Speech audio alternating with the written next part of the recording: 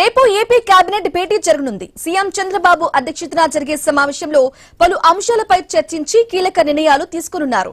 పార్లమెంటులో అమరావతి రాజధాని చట్టం ఆమోదం పొందిన నేపథ్యంలో ప్రధాని కేంద్ర ప్రభుత్వానికి ధన్యవాదాలు తెలపనుంది మంత్రివర్గం. రాజధాని అభివృద్ది నిర్మాణ పనులపై సమగ్రంగా చర్చించనున్నారు. ఇక 16వ ఎస్ఐపిబి సమావేశంలో చర్చించిన ప్రతిపాదనలకు కేబినెట్ ఆమోదం తెలపనుంది. మొత్తం 31 ప్రాజెక్టులకు సంబంధించిన 39,436 కోట్ల పెట్టుబడులకు గ్రీన్ సిగ్నల్ ఇవ్వనుంది. అమరావతిలో ప్రతిష్టాత్మకంగా అభివృద్ది చేస్తున్న క్వాంటమ్ వ్యాలీలో 3 సంస్థల ఏర్పాటు ప్రతిపాదనకు కూడా మంత్రివర్గం ఆమోదం తెలిపే అవకాశం ఉంది. ఈ ప్రాజెక్టు ద్వారా హైటెక్ రంగంలో పెట్టుబడులు పెరగడంతో పాటు ఉపాధి అవకాశాలు కూడా పెరగనున్నాయి. ఇక విద్యారంగంలో కీలకంగా భావిస్తున్న ఫీజు రెగ్యులేటరీ కమిటీ ఏర్పాటు ఆర్డినెన్స్ కు కూడా కేబినెట్ గ్రీన్ సిగ్నల్ ఇవ్వనుంది.